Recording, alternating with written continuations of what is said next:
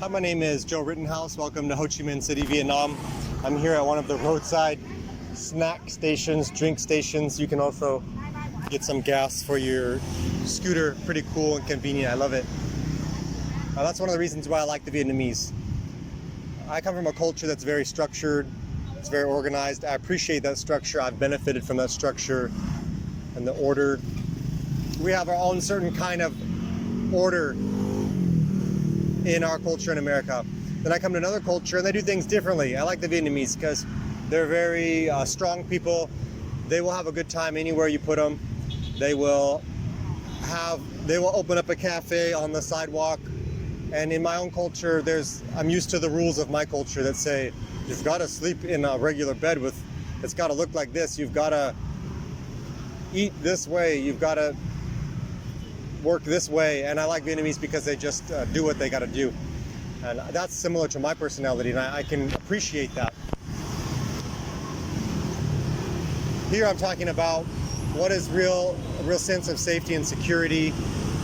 We're taught when we grow up that having a new house, the newer the better. Having a new car, having new clothes is like secure and is good. And I remember growing up seeing people think like, you got to get new clothes every year. We got to get a new house. We got to get a new car every year. My family was middle class, and that's the way the middle class people think. They think that having a new house, new car, new clothes is somehow like safe and secure.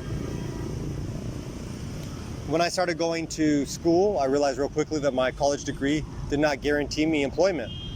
I just noticed that a lot of people before me that were graduating were not necessarily getting employment. So I realized early on, okay, so I better not expect this degree to get me any guarantee of income or employment. And then when I started working, I realized that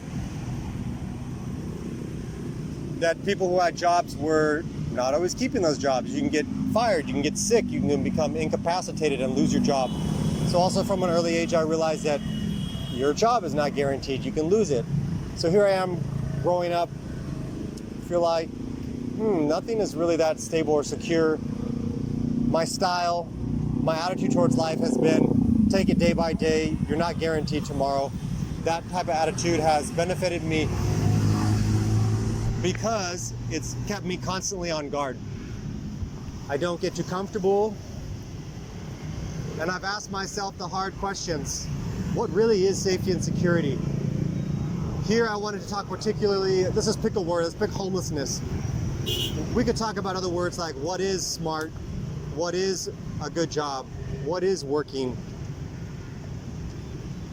what is happiness, things like that. But I wanted to pick the word homelessness because I thought it would apply well for this video. I retired when I was 36 years old. I purchased rental property that allowed me to retire at a pretty young age. I live off of the rent, also from selling the property and buying more property. I save a little bit of the money, but most of the money goes back into buying more property. So my income goes up every year. My net worth goes up every year. As long as I have an ATM card and there's an ATM close by, I can get my money. As long as there is internet connection, I can answer emails, make phone calls, sign paperwork, and do my online banking. I travel a lot because of my freedom. So here I am, not really trusting my diploma, not really trusting my employer. And then when I traveled, I learned to trust myself more. I started traveling around the world and around the country, the United States a lot more. I'm a US citizen. I travel around the world a lot. I think I've been to like 25 countries by now. I'm living in hostels a lot. I'm living in hotels a lot. Sometimes I'm dirty, I'm smelly, I'm stinky. Sometimes I don't always get to eat what I want to eat.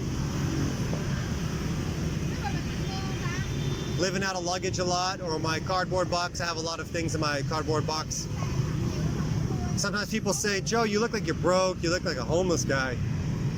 It doesn't look like fun to me at all. You're living in hostels and stuff like that. Constantly changing hotels as I travel around. In the United States, I'm even more raw. I will sleep in my car because I'm single. I'm more interested in extending the trip. I want to get the maximum return on my life get the most emotions, the most experience out of $1,000 of gas and food and car maintenance. So I'll just sometimes sleep in my car when I travel. And some people are like, I'm not gonna sleep in my car, that's homeless, that's broke. But as I've traveled more and more and more, my mind started to change and my emotions started to change. In our day-to-day working lives, we wake up to this artificial noise, an alarm clock. We don't even touch the air as we go to work. We sit in this vehicle that takes us to work. There's not even a sense of movement because we are blocked off from the air. We get to work, we sit still in a cubicle, we type keys on the keyboard. So we're kind of cut off from the natural cycles of the environment and our body. But I've noticed when I've traveled, it's put me back in that agrarian lifestyle. The sun comes up, especially in America when I'm sleeping in my car and I don't have like a hotel room or a hostel to sleep in or a room that I rent. When the sun comes up, you know it's time to move to the next place. It's time to find the next source of food. When the sun's going down, you know it's time you have to have a safe and secure place to sleep. So it gets me in an agrarian type of cycle. Also traveling puts my body, my eating cycle becomes more normal and more healthy. I've thinned out a little bit because I walk more. I'm not just in a car going to the office, going home, in a car going to the office, going home. And what I noticed started to happen to me is I made everywhere I was at my bedroom. I made everywhere I was at my living room. Everywhere I was at became my home. And I realized, you know what? We always are homeless. Eventually the world is going to be sucked up, overtaken by the sun. The sun's going to expand and engulf the earth. You can have the biggest headstone, you can have the biggest monument of you on the planet, and eventually the sun is still going to suck up the earth and melt everything down. It won't exist anymore. You live in a country, we might not even have countries in 200, 500 years. What is your country today might not even be a country tomorrow. So my mind and my heart started to develop, my emotions started to adapt when I started to travel more. I got back in the natural cycles, and now I live my life. I just take it day by day. I focus on what really matters. I start from the inside out. I live my life. We live life from the inside out. Am I happy today? Am I fed? Am I healthy? Am I drinking enough water? Am I learning? Am I reading? Well, a table in China can be my office, or a little gas station by the side of the road can be my cafe. Vietnam can be my living room. England can be my kitchen. And once I started living like that, I noticed that I felt more safe, more secure, because now I had seen that I could make any place my home and that I was never really homeless. So just ask you to be a little bit careful with the words you use and how you use them.